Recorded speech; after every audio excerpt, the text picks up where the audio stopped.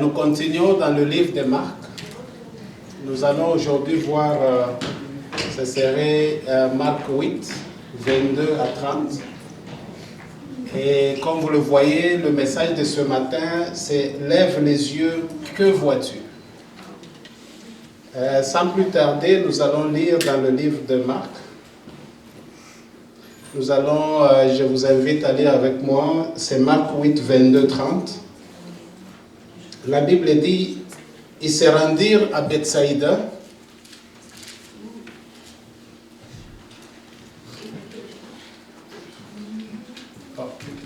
Ils se rendirent à Bethsaïda et on amena vers Jésus un aveugle, qu'on le pria de toucher. Il prit l'aveugle par la main et le conduisit hors du village, puis il lui mit de la salive sur les yeux, lui imposa les mains et lui demanda s'il voyait quelque chose.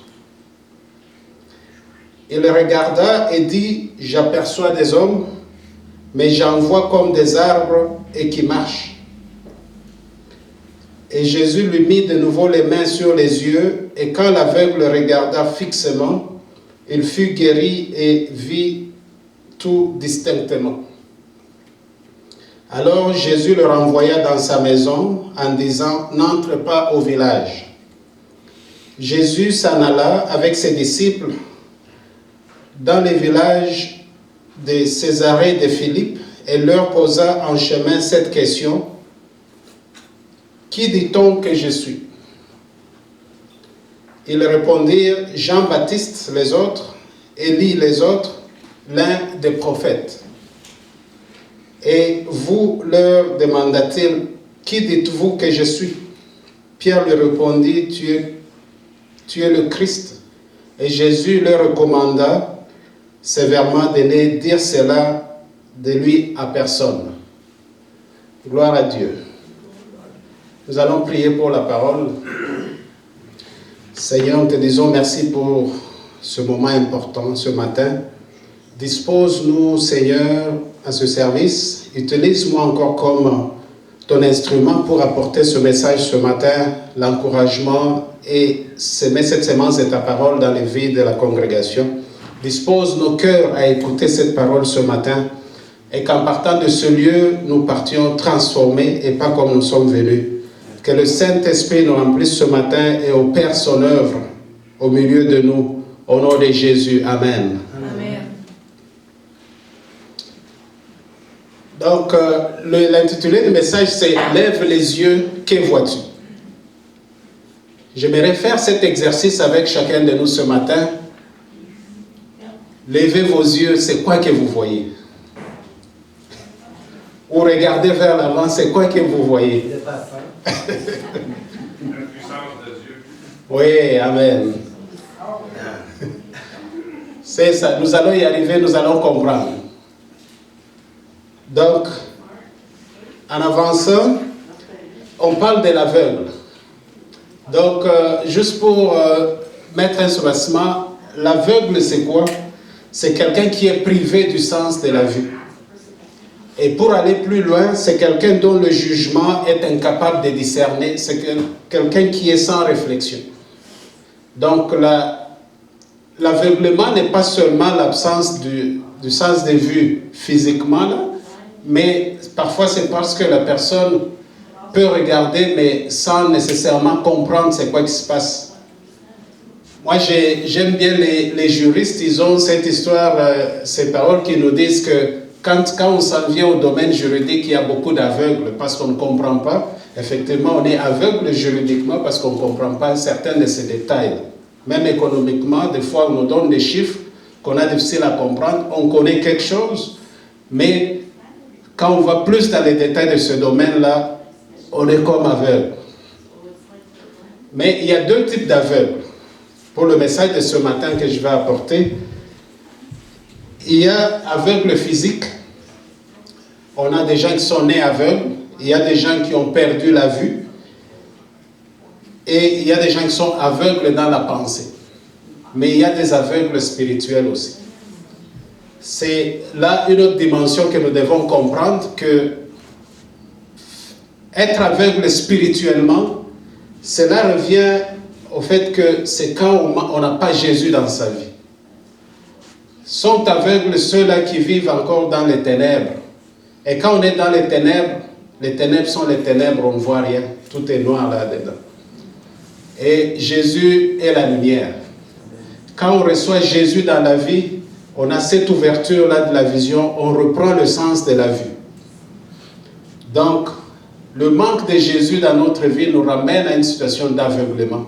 Tout comme j'ai dit qu'on peut naître aveugle ou on peut perdre la vue, spirituellement, il y a aussi des gens qui ont été dans la lumière, mais qui ont fini par perdre la vue parce qu'ils ont perdu Jésus.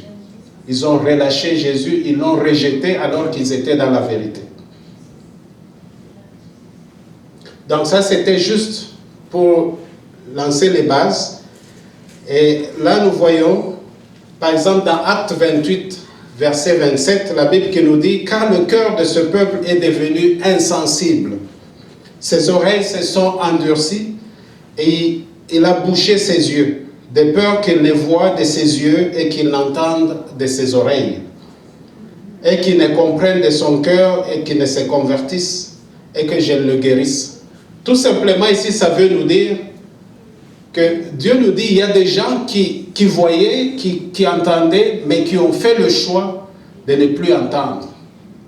Et en ce moment-là, ils deviennent des aveugles, spirituellement.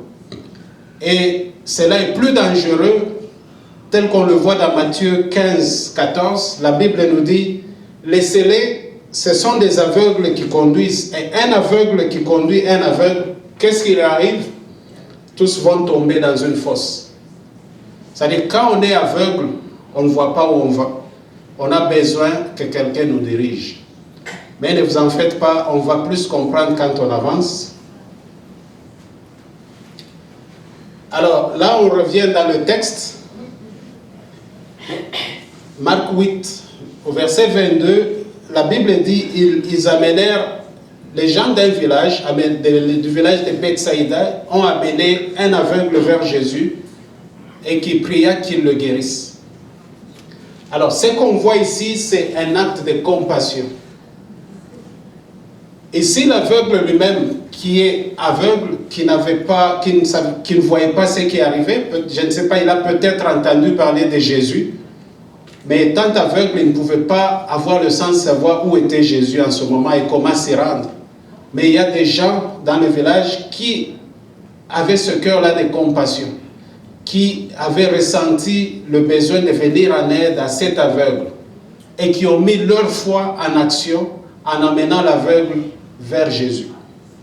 Donc ici, il y a deux choses qu'on voit. Il y a la compassion et la foi des gens de ce village-là qui a activé l'accès de l'aveugle à Jésus et a possibilisé sa guérison. Donc, je dirais à chacun de nous ce matin, ayons la compassion. La compassion, c'est la sympathie, être sensible aux souffrances des autres. Aujourd'hui, on vit dans une société où les gens sont devenus indifférents aux situations des autres. Les gens sont devenus indifférents aux souffrances des autres. Et ce n'est pas ça que Dieu veut dans notre vie.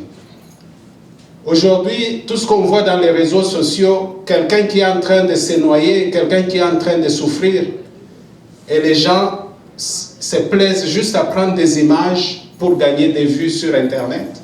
Ce n'est pas ça de la compassion. La compassion, quand vous voyez quelqu'un dans la souffrance, vous le ressentez en vous. Vous ressentez en vous sa douleur. C'est ça que Dieu... Mais vous voyez, Jésus, il y a des miracles qu'il a accomplis sur terre. Jésus les a accomplis par la compassion. Il a vu la souffrance des autres et il a été touché au fond de lui pour le faire. Aujourd'hui, mon message ce matin, c'est de nous appeler à avoir le sens de compassion en nous. Et au-delà de cela, utiliser la foi que nous avons pour aider les autres. Et ces gens du village n'ont pas abandonné cet aveugle, ils l'ont amené auprès de Jésus. Pourquoi? Parce qu'ils ont vu en Jésus celui qui guérit. Ils ont vu en Jésus la solution au problème de cet aveugle. c'est qu'eux, ils étaient incapables de faire. C'est sûr que le monsieur là, il était aveugle. Ils sont sûrement allés voir des médecins. Ils sont allés sûrement voir des guérisseurs. Mais ce que les autres ne pouvaient pas faire pour l'aveugle, les gens du village ont compris qu'il y avait une solution, c'était Jésus. Donc je viens dire à quelqu'un ce matin, il y a une solution pour toi. Je ne sais pas ce que tu vis dans ta vie ce matin, mais Jésus est la solution.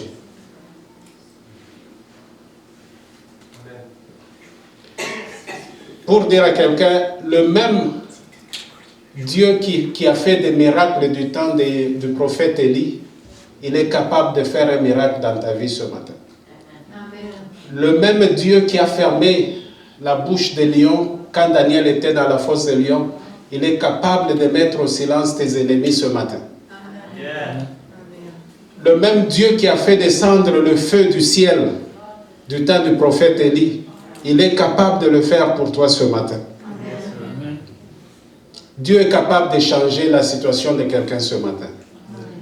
Donc en partant de ce lieu ce matin, nous allons prier et je crois fermement dans mon cœur, Dieu va restaurer quelqu'un ce matin au nom de Jésus. Amen.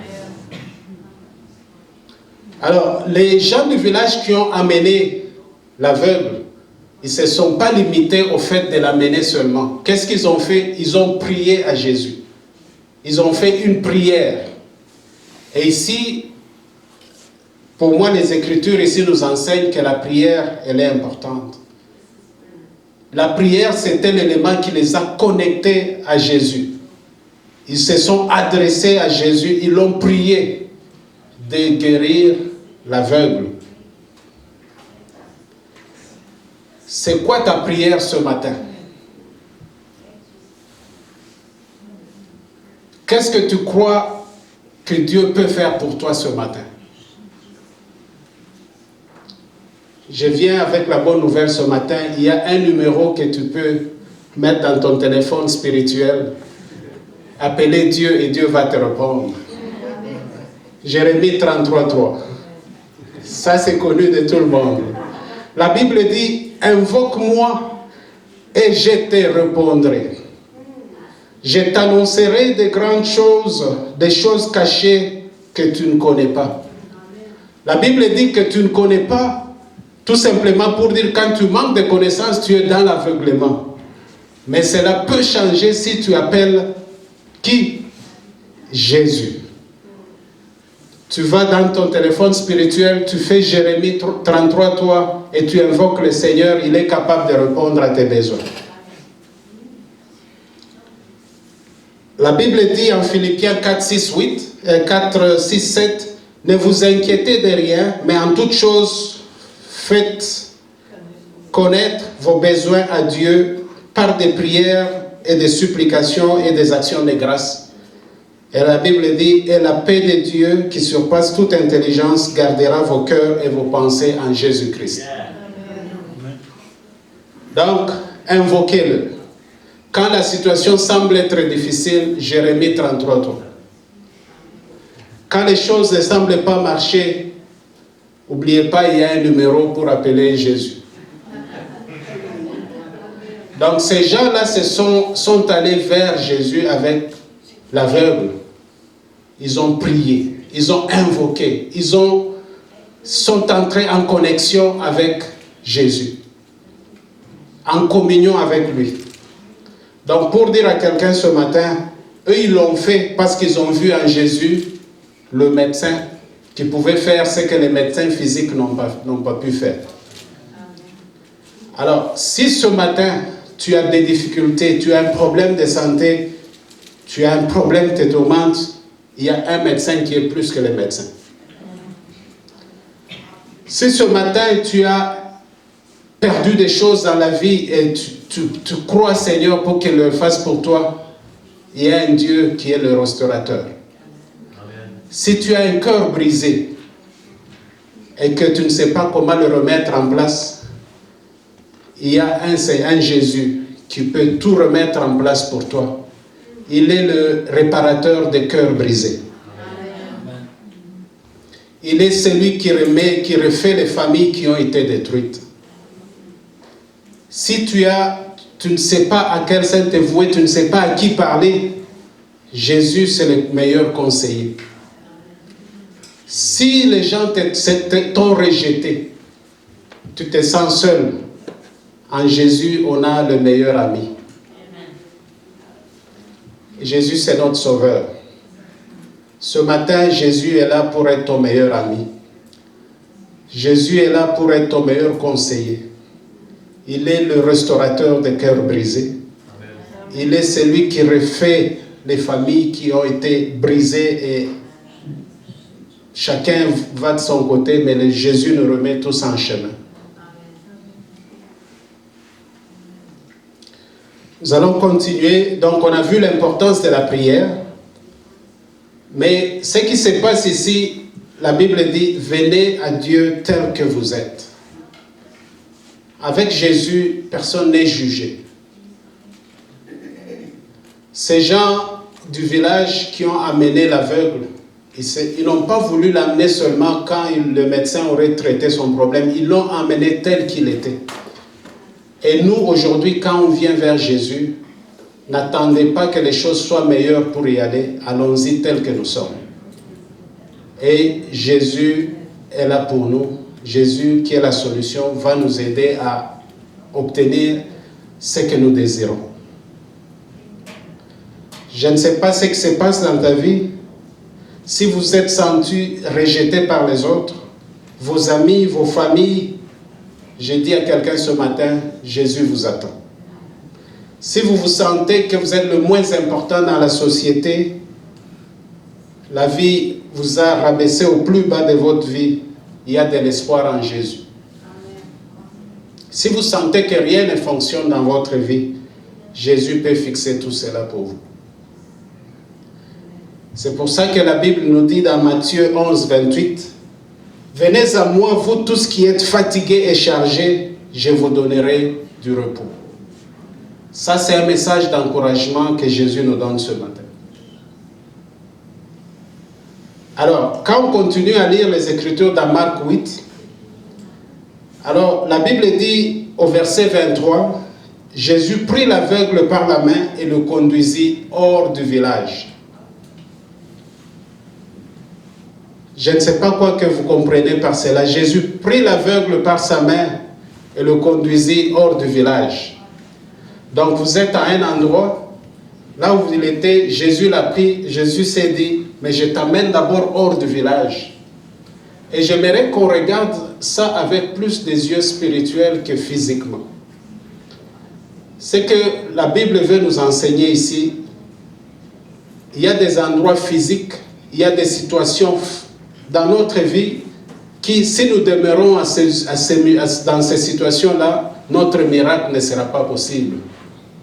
Donc, Dieu veut que nous sortions de certaines situations, de certains environnements. Et lui-même, Jésus, ici, ce qu'il a fait, il a pris l'aveugle, il l'a sorti de ce village.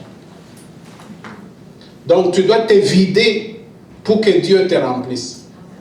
Aujourd'hui, on a des situations où les gens vont vers le Seigneur, mais ils sont encore pleins d'eux-mêmes. Ils sont encore pleins de situations qui les retenaient dans le passé.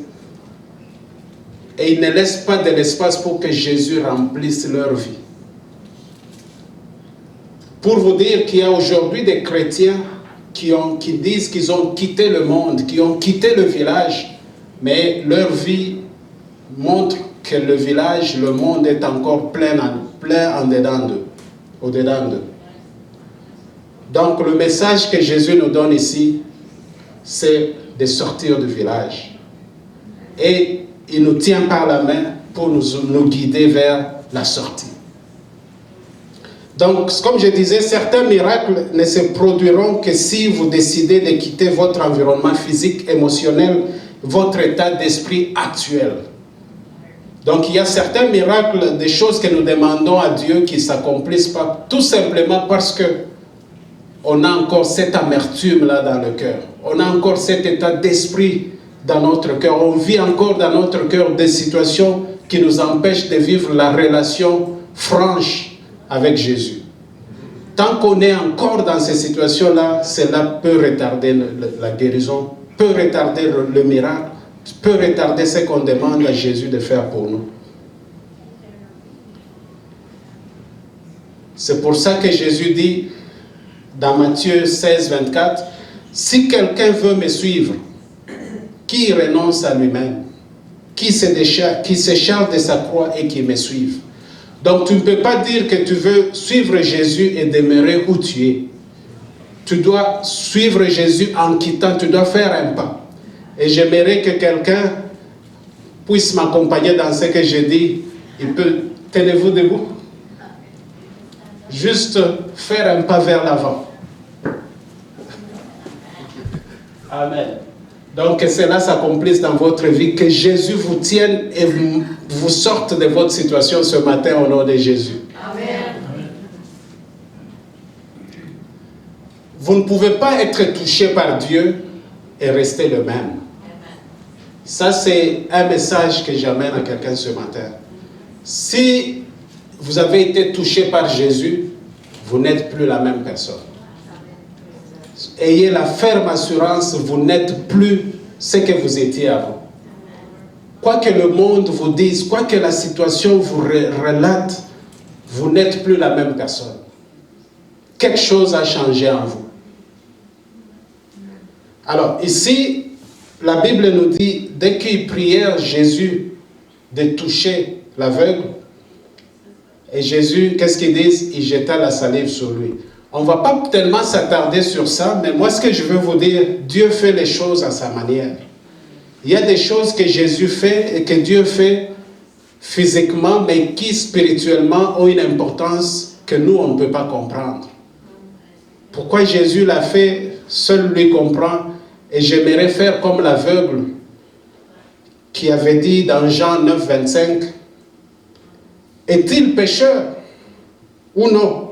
Je ne sais pas. Ce que je sais, j'étais aveugle et maintenant je vois. » Des fois, on retarde nos miracles, on empêche Dieu d'agir dans notre vie avec beaucoup de questions. Laissez Dieu agir dans notre vie. Laissez la main de Dieu nous toucher. Dieu fait les choses à sa manière. Dieu fait les choses comme il le veut. Et Dieu sait pourquoi il le fait pour nous. Vous comprendrez, pour le roi David, il fallait qu'il fasse face à Goliath pour que Dieu l'introduise dans la royauté. Pour Joseph, Dieu a voulu qu'il passe par une fossée, aller par la prison pour l'amener au palais. Pour Daniel, Dieu l'a amené dans une fosse au lion pour démontrer sa grandeur. Pour certaines personnes, Dieu les prend d'une situation d'indigent et les fait asseoir à la table avec les rois, sans qu'ils aient aucun papier d'université, sans qu'ils aient aucune étude spéciale, mais Dieu peut t'élever. Dieu le fait à sa manière. Il y a des gens, quand ils sont nés, c'était difficile. Et les gens disaient, ça ne va pas se faire. Et tu es né. Tu es aujourd'hui, tu as la grandeur que tu as aujourd'hui. C'est par la grâce de Dieu. Donc le même Dieu qui a fait ces choses-là, il peut le faire encore pour toi aujourd'hui. Aie une bonne attitude. Quand tu viens vers Jésus avec tes problèmes, laisse Dieu agir dans ta vie. Ne pose pas beaucoup de questions de la manière que Dieu le fait. Dieu connaît mieux que nous-mêmes. La Bible nous dit, Dieu est capable de voir dans la profondeur de nos cœurs et de sonder au plus profond de nous et voir ce dont nous avons besoin, et il sait comment y répondre. Donc, faites confiance au processus de Dieu. Alors, ici, la Bible nous dit dans Marc 8, 24, l'aveugle regarda et il dit, j'aperçois les hommes, mais j'en vois comme des arbres qui marchent. Cela peut être le cas pour toi ce matin.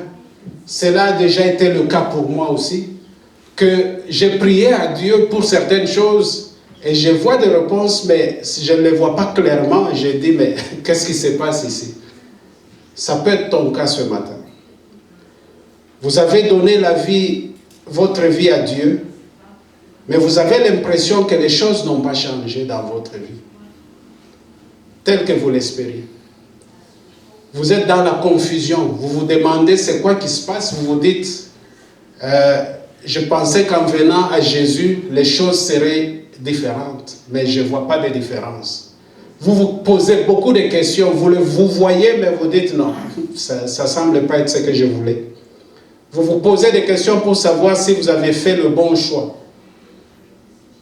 Vous vivez toujours dans le désespoir. Faites confiance au processus de Dieu. Dieu, il est l'alpha et oméga. On a chanté ce matin, alpha et oméga, tu es Dieu. C'est ça? C'est ça. Donc, il est l'alpha et oméga. Dieu commence une chose, il va la finir. Tout ce qui est au milieu du processus, Dieu est au contrôle. Pourquoi on dit alpha et oméga? On n'a pas dit alpha et oméga et les choses au milieu. C'est parce que il commence et il finit. Si on disait il est l'alpha et les choses au milieu, on ne saurait pas c'est quoi qui va se faire à la fin. Mais quand il dit alpha et l'oméga, il englobe tout. Même le processus au milieu, ça appartient à Dieu. Donc la Bible nous dit, il fait toutes choses bonnes en son temps. Même il a mis dans le cœur la pensée de l'éternité, bien que l'homme ne puisse pas saisir l'œuvre de Dieu. Des fois, on ne saisit pas l'œuvre de Dieu, on ne saisit pas ce que Dieu est en train de faire dans notre vie. C'est parce qu'on est tous intéressés par le processus. On est tous intéressés par les résultats rapidement dans ce qu'on fait. Mais on a un Dieu qui commence et qui finit toujours. Ce que Dieu a commencé dans ta vie, certainement, il va l'accomplir. La promesse que Dieu a faite dans ta vie, certainement, elle va s'accomplir. Dieu ne t'abandonnera pas au milieu du chemin. Quand il a dit, il va faire, et il le fera. Amen. Nous servons un Dieu qui fait ce qu'il a dit qu'il fera. Amen. Donc, dans le processus, Dieu nous enseigne des choses. Dieu nous enseigne la foi, la patience, l'endurance et la confiance. Pour l'aveugle, il a vu les hommes comme des arbres qui marchaient. Mais ici, l'enseignement que j'ai retenu, c'est que Dieu nous amène parfois à l'école de la foi pour renforcer, non seulement parce qu'il veut nous amener dans une situation qui n'est pas plaisante, mais Dieu veut parfois nous enseigner à avoir la foi. Il veut renforcer notre croyance. Il veut nous préparer à la bénédiction. Il veut nous amener à la maturité spirituelle. Il y a certaines bénédictions, quand nous les obtenons sans avoir fait l'exercice de la foi, il est plus facile de perdre ces bénédictions-là. Mais quand on a exercé notre foi, quand on a été bougé dans notre croyance, les choses qu'on a acquises difficilement, on les chérit aussi difficilement. Donc on veut les garder comme des trésors. Des choses qu'on a obtenues comme des cadeaux, des fois on n'en tient pas très bien compte comme des bons trésors. Mais si on s'est battu, si on a travaillé pour ça, on en connaît de la valeur. Dieu est capable de nous donner des choses sans notre propre effort. Mais des fois, Dieu veut voir notre effort. Dieu veut voir notre foi. Dieu est souverain. Il peut faire des choses comme il le veut, mais des fois, il veut notre participation dans le processus. Juste pour dire à quelqu'un ce matin, une bénédiction retardée n'est pas une bénédiction refusée. Des fois, il y a des choses qu'on a demandées à Dieu, on a l'impression que ça retarde. Dieu connaît le bon moment pour nous, mais il ne l'a pas refusé. Il va le faire pour nous au moment opportun. Donc, au travers de ce processus, Dieu nous enseigne la patience, qui est une vertu dans le royaume de Dieu. Est-ce que vous êtes patient avec Jésus? Je vais vous demander ce matin d'apprendre à exercer la patience avec Dieu. Quand on est patient, c'est la plaie à Dieu. Et Dieu va nous donner des récompenses pour cela.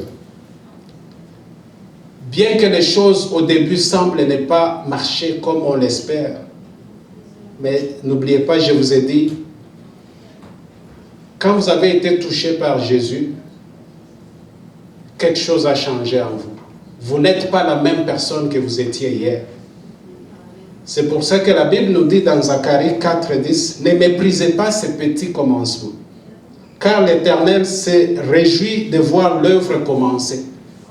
C'est-à-dire, vous pouvez mépriser le petit commencement, mais Dieu est déjà content que quelque chose a commencé dans votre vie. Et n'oubliez pas que dans le processus, la Bible nous dit, en Psaume 37, 23, 25, l'Éternel dirige les pas des hommes pieux. Il prend plaisir à tous leurs pas. S'ils trébuchent, ils ne tomberont pas. Car l'Éternel les tient par la main. Donc, Dieu tient ta main ce matin. Quoique les choses peuvent sembler difficiles, et tu as cru au Seigneur et tu trouves que tu es dans la confusion, Dieu tient ta main. Et il te conduit dans un processus. Fais-lui confiance. Bien que tu vois les hommes comme des arbres qui marchent, au moins une chose importante, tu vois déjà des hommes comme des arbres. Mais crois au processus parce que demain tu verras clairement. Donc pour dire, n'abandonnez jamais. Si cet aveugle avait abandonné en disant, mais je suis venu pour qu'il me guérisse, là il prie pour moi, mais je vois des hommes comme des arbres, et s'en allait, tout le processus allait s'arrêter là. Quand on n'abandonne pas, on permet au processus de continuer. Abandonner tout simplement met fin au processus de Dieu. La Bible dit dans le livre d'Ecclésiaste 9:4, pour tous ceux qui vivent, il y a de l'espérance. Même un chien vivant vaut mieux qu'un lion mort. Juste pour vous dire, ce que vous avez déjà aux yeux de Dieu, c'est important. Vaut mieux un chien vivant qu'un lion mort. Vous avez déjà quelque chose que vous avez gagné dans la vie en acceptant Jésus-Christ comme votre Seigneur et Sauveur. La Bible nous dit, Dieu qui a commencé cette bonne œuvre parmi vous, la continuera jusqu'à l'achèvement. Et je vous ai dit qu'il est là, il est l'alpha et l'oméga. Ce qu'il a commencé, il va le finir. Faites-lui confiance. Moi, je lui fais confiance dans ma vie. Je vous demanderai aussi de lui faire confiance dans votre situation. Amen. Dieu de restauration.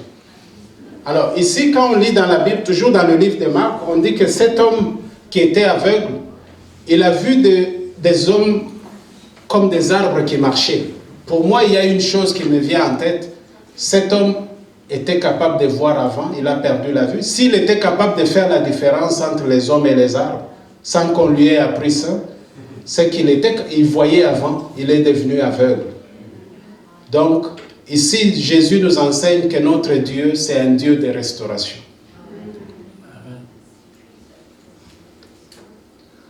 La bonne nouvelle, c'est que Dieu restaure. Ce que tu as perdu dans la vie, si tu crois que Dieu ce matin peut le restaurer dans ta vie, reçois cela au nom de Jésus. Amen. Que cela soit ta portion ce matin au nom de Jésus. Et je donne juste deux exemples là. On a le livre de 1 Samuel 38, où le roi David il revenait d'un champ de bataille, il retourne chez lui, il trouve qu'il avait tout perdu. Ses enfants, ses femmes, sa femme, ils ont tout été enlevés, les femmes de ses militaires, tout été enlevé, on a brûlé le village. Et le roi David il a interrogé Dieu. Il dit, poursuivrai-je cette troupe? Les atteindrai-je? Et Dieu lui répondit, poursuis, car tu les atteindras certainement et tu les délivreras tous. J'aime bien, en anglais, ils disent pursue and you'll recover all. Donc poursuis-les et tu vas recouvrir tout. Donc avec Dieu, c'est un Dieu qui restaure. Ce que tu as perdu, ça m'intéresse peu comment tu l'as perdu, mais ce matin, je t'amène le message que Dieu est capable de restaurer cela dans ta vie. Comme il l'a fait avec le roi David, il est capable de le faire avec toi ce matin. Et dans Joël 2, 25, la Bible nous dit « Je te rembourserai les années qu'ont dévoré les sauterelles. » Donc Dieu connaît ta situation. Dieu, il connaît ce que tu vis dans ta vie. Tu peux être seul là, isolé, être dans des difficultés, tu n'es pas seul. Parce que tu as donné ta vie au Seigneur, tu ne marches jamais seul. Dieu est là avec toi. Même quand tu crois être abandonné, Dieu est là avec toi. Dieu, il connaît ta situation, il connaît ce que tu vis, il voit qui tu es en ce moment. Et il est capable de restaurer à toi toutes ces années perdues. Dieu est capable de restaurer la joie de ta vie. Dieu voit au fond de ton cœur, Dieu voit au fond de mon cœur. Il sait, il voit les larmes qui coulent au-dedans de nous et il est capable de répondre à nos besoins. Faisons-lui confiance. Alors, ces gens-là, la Bible nous dit, ils prièrent Jésus. Et Jésus pria la première fois. Jésus était capable de prier une fois, on l'a vu dans la Bible. Jésus priait une fois et le miracle s'accomplissait. Jésus n'avait pas souvent besoin de prier deux fois. Mais ici, la Bible nous dit, Jésus pria. Il demanda à l'aveugle qu'est-ce qu'il voyait. Et Jésus pria encore de nouveau. Donc Jésus a prié deux fois. Parfois, nous prions juste une fois et nous nous attendons à des résultats. Dès que nous n'avons pas les résultats, nous abandonnons. Mais ici, Jésus nous enseigne que nous devons prier jusqu'à ce que quelque chose se produise. Ça, c'est une prière passionnée et insistante. Prier jusqu'à ce que quelque chose se produise.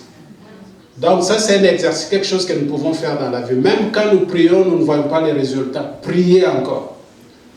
Vous avez prié, priez encore. Vous avez prié, priez encore. Encore, encore et encore et encore. Continuons de prier. La prière peut déplacer les montagnes. Aucune prière n'est gaspillée. Quand vous priez, quelque chose dans le spirituel, dans le supernaturel bouge. Juste une petite prière que vous faites, quelque chose change dans la vie. La Bible, on connaît des histoires, on a vu des témoignages dans la vie où des gens ont dit, quelqu'un qui conduisait sur la route, il a échappé à un accident, juste parce qu'il avait prié il y a quelques jours que le Dieu le sécurise sur la route. C'était juste une prière simple, mais Dieu l'a sauvé sur le chemin. On a entendu des témoignages où les gens ils disent, cet enfant a survécu à une situation, mais c'est parce que sa grand-mère avait fait une prière il y a quelques années. Parce que sa mère ou son père avait prié avant que la personne, le matin, se réveille et s'en aille sur la route. Donc, prions les uns pour les autres. Priez pour vos enfants, priez pour vos femmes, priez pour vos maris, priez pour toute la famille. Même quand ça importe peu, priez. Même quand on ne voit pas de résultats, prions.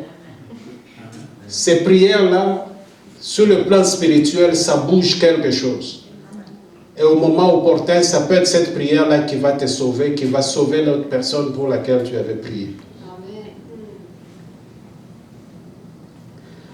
Déclarez les paroles bibliques dans vos prières. Ici, dans Isaïe 55, 11, la Bible nous dit « Ainsi en est-il de ma parole qui sort de ma bouche. Elle ne retourne point à moi sans effet, sans avoir exécuté ma volonté et accompli mon dessein. » Donc, quand vous déclarez les paroles bibliques sur votre vie, croyez que ce que Dieu a dit dans sa parole, cela va s'accomplir sur votre vie. Alors, on est en train de finir. Dans Marc 8, 25, la Bible nous dit, « Et quand l'aveugle regarda fixement, il fut guéri et vit tout distinctement. » Au verset 24, il voyait les hommes comme des arbres qui marchaient. Moi, j'ai essayé de comprendre cela en me disant, c'est parce que l'aveugle regardait, mais dans ses pensées, il voyait toujours ses propres problèmes. Il était toujours dans le doute. Probablement, il se disait, est-ce que je vais voir clairement? Il me demande de voir, est-ce que je vois clairement? Parfois, faisons confiance à Dieu quand il nous dit, regardez, regardons au-delà de nos difficultés, regardez au-delà de nos problèmes. Et la deuxième fois, quand Dieu lui dit, regarde, et la Bible ici nous dit, il regarda fixement. Les versions le disent différemment, mais moi, quand on regarde fixement, on fixe les yeux sur quelque chose. Mais la première fois, ils nous disent, il regarda, il leva juste les yeux. Il n'avait pas le focus. Il était probablement perturbé par des doutes dans sa tête. Il se posait des questions s'il allait voir mieux. C'est là que vient en exercice notre foi. Quand Dieu nous dit, regardez, fixez vos yeux sur l'objectif. Levez vos yeux au-delà des problèmes. Levez vos yeux au-delà des difficultés. Et fixons nos yeux sur ce que Dieu nous demande de voir. Parfois, en faisant ça, on voit mieux. Donc, là, et quand l'aveugle a fixé ses yeux, il voyait mieux que ce qu'il avait vu avant. Et Jésus lui dit, après qu'il ait accompli ce miracle de restaurer sa vision, Jésus le renvoya dans sa maison en disant, n'entre pas au village. Cela peut être interprété de plusieurs manières. Il y a des gens qui ont lu la Bible et qui ont dit que c'était pour empêcher que quand il rentre au village, que les gens voient son miracle et qu'il y ait une foulée de gens qui vont venir à Jésus pour avoir plus de miracles. Mais moi, j'ai compris ça aussi différemment en disant, considérez le village comme votre situation passée, vos soucis passés, les tourments, l'amertume dans laquelle vous aviez vécu dans le passé. Quand Jésus vous donne son miracle, il ne veut plus qu'on retourne dans ces situations-là. Jésus a dit, va dans ta maison, ne retourne pas au village. Pourquoi? Parce qu'au village, c'est là qu'il y avait les critiques, qu'il y avait les pharisiens qui l'attendaient, des gens qui pouvaient ébranler sa foi et lui dire, est-ce que réellement tu vois? Qui pouvaient lui demander, dire, mais Jésus là c'est un féticheur. Il le fait par le pouvoir du diable. Mais Jésus lui dit, ne retourne pas dans la même situation où tu étais. Ne retourne pas dans les doutes. Ne retourne pas dans la même confusion. Va directement dans ta maison. Parfois parce que les gens ont perdu leur miracle, parce que après que Dieu ait changé leur vie, ils sont rentrés dans les mêmes situations, dans l'environnement où ils étaient avant, dans les mêmes soucis, dans le même état d'esprit où ils étaient avant. Et cela a changé, a ébranlé leur foi, leur croyance. Le passé appartient où? Au passé. Le passé, c'est tout simplement le passé. Alors, une chose, un exemple que je vous donnerai ici, quand les Égyptiens quittaient l'Égypte, les enfants d'Israël quittaient l'Égypte, ils ont traversé la mer Rouge. Qu'est-ce qui s'est passé? La mer Rouge s'est refermée. Tout ce qu'on sait, on dit, les Égyptiens que vous voyez aujourd'hui, vous ne les verrez plus jamais. Mais une chose qu'on peut comprendre par ça, des fois, Dieu a fermé la mer Rouge pour empêcher aux enfants d'Israël de retourner en Égypte. Parce que n'oubliez pas bien que ces enfants-là ont vu des miracles que Dieu a accomplis. Il les a nourris avec la manne du ciel. Il a ouvert la mer Rouge, ils ont traversé à pied sec. Mais il y en avait qui avaient leur cœur tourné toujours vers l'Égypte. Donc il y a des gens qui aujourd'hui, ils sont sauvés. Ils ont reçu le Seigneur Jésus comme leur sauveur. Mais ils veulent toujours retourner dans leur passé. Et Dieu referma la mer Rouge pour empêcher à ces enfants d'Israël de retourner en Égypte. Donc des fois, Dieu referme ces situations-là pour nous empêcher d'y aller. Il y a des choses que Dieu va amener dans notre vie, fermer. Il y a des choses que Dieu va nous faire perdre, tout simplement pour nous empêcher de retourner là. De même qu'il a dit à l'aveugle, ne retourne pas au village. Nous devons être conscients de certaines situations. Vous êtes sauvés, vous avez donné votre vie au Seigneur Jésus, mais ne retournez pas aux choses anciennes. Alors, connaître Jésus, Jésus leur posa la question, qui dites-vous que je suis? Qui est Jésus pour vous? Cela est une expérience personnelle pour chacun de nous. Qui dis-tu que Jésus est pour toi? Sauveur. Il est votre sauveur. Gloire à Dieu. Donc, les uns dirent Jésus est Jean-Baptiste, d'autres il est Élie, d'autres il est l'un des prophètes. Mais Pierre dit, tu es Christ. Et Jésus lui dit, ne dites cela à personne. Dans d'autres versions dans la Bible, Jésus lui dit, c'est mon Père qui t'a révélé ces choses. Donc je prie ce matin que par ton expérience avec Jésus, que Dieu te révèle qui est Jésus dans ta vie. Quand je lis dans le livre de Marc, pour moi Jésus c'est le restaurateur. Jésus c'est le médecin, le meilleur médecin que les médecins qu'on connaît. Jésus c'est celui qui guérit. Jésus c'est celui qui répare les relations brisées. C'est un Dieu d'amour. C'est mon guide parfait. Il est le Dieu qui conduit mes pas. Il est mon compagnon fidèle. Il est mon meilleur ami.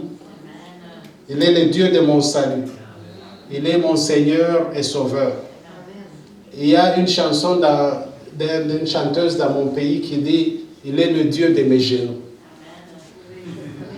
C'est-à-dire que quand il se met sur ses genoux pour prier Dieu, il dit, ça c'est le Dieu de mes genoux. Quand je me tiens sur mes genoux, les choses changent. Quand je me tiens sur les genoux, il y a de l'atmosphère spirituelle qui intervient, la puissance de Dieu. Qui est Dieu pour toi? Qui est Jésus dans ta vie? Je te laisserai cet exercice-là. Et nous allons prier. On va finir. Donc, j'ai fait un point de prière, comme je préparais ce message. Je préfère qu'on le dise, cette prière, tous à haute voix, et après on va prier ensemble. Si c'est possible avec vous, si vous n'avez pas mal aux jambes, je vous demanderai de vous tenir debout et on va tous prier ensemble.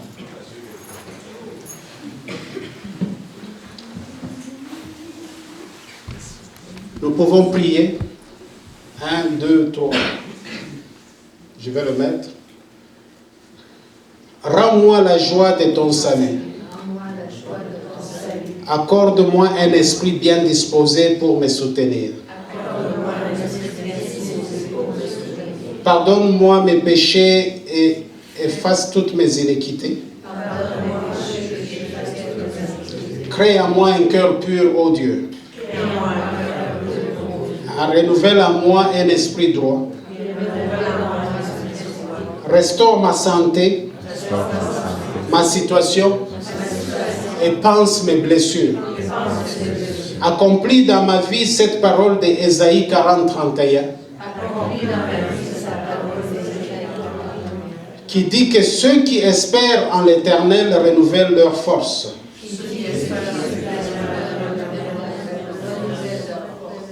Ils prennent leur essor comme des aigles. Ils courent sans se fatiguer. Ils marchent sans se fatiguer. Garde-moi dans ta présence, Seigneur. Sous ta fraîcheur. Et conduis mes pas. Merci, Seigneur, pour ma restauration. Au nom de Jésus. Amen.